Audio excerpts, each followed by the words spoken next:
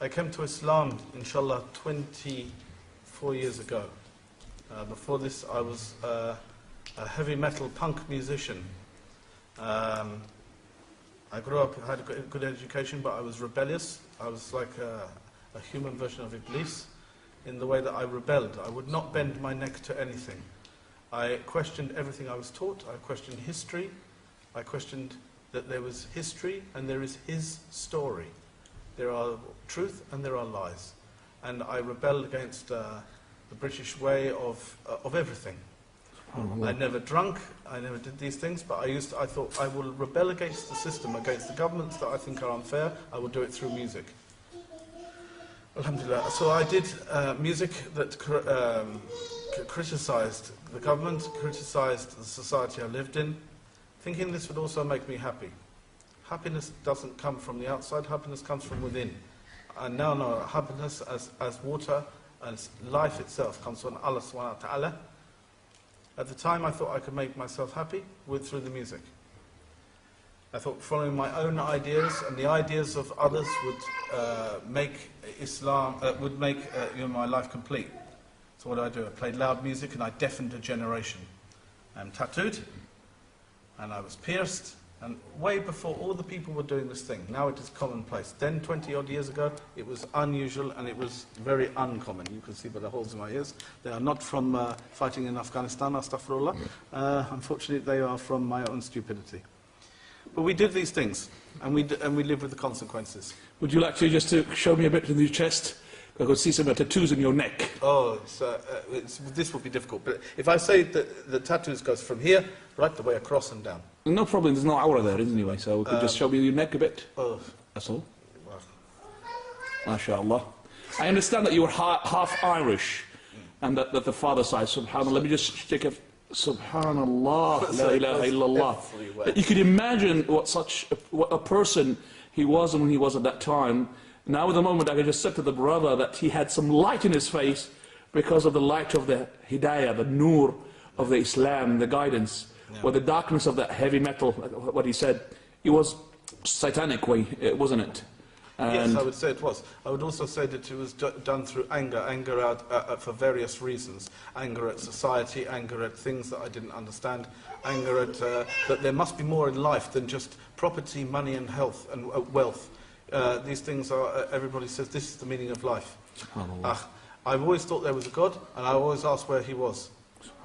I looked at every ism. I had a good university education, but I argued against everything.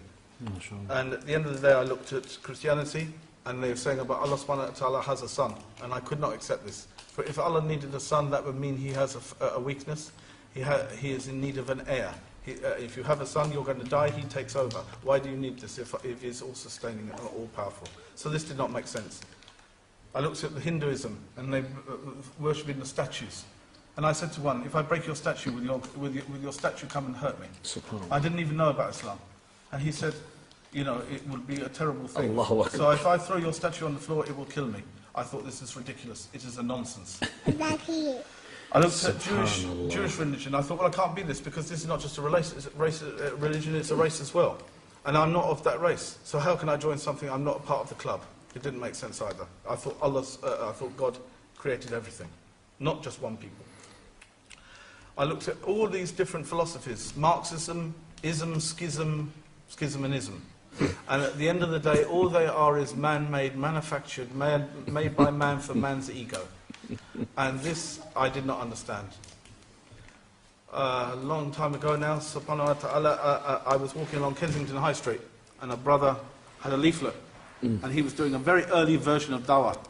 There was no dawah 20 odd years ago. There was very few Muslim reverts. I don't like the word convert. Convert is to change. To revert is to go back.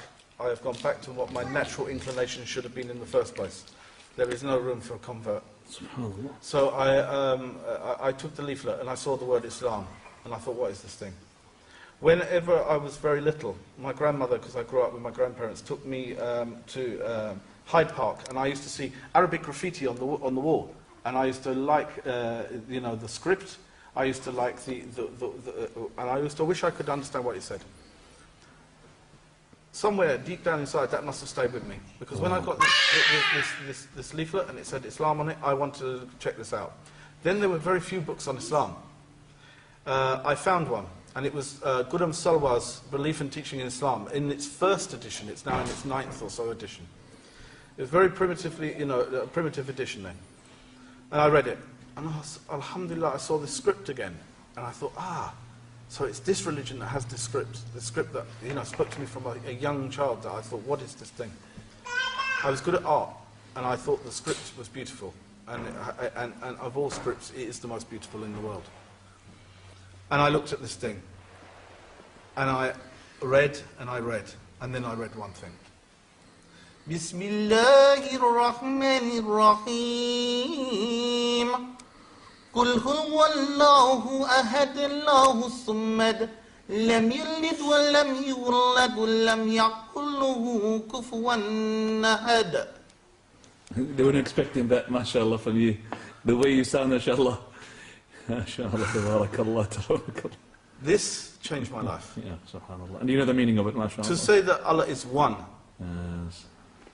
To say that anything that has a creator is a creation, has to have a creator. You don't have multiple creators for something. If you have an architect, you have multiple architects, they all have infighting, they all fall apart. Excellent. You have to have unity. Ikhlas. That's right.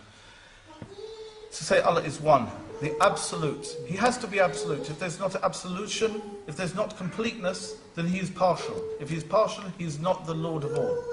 So he cannot be the Lord Creator. He begets none. Of course, we are his creation, separate from him. Intact as a creation, but separate in our creation.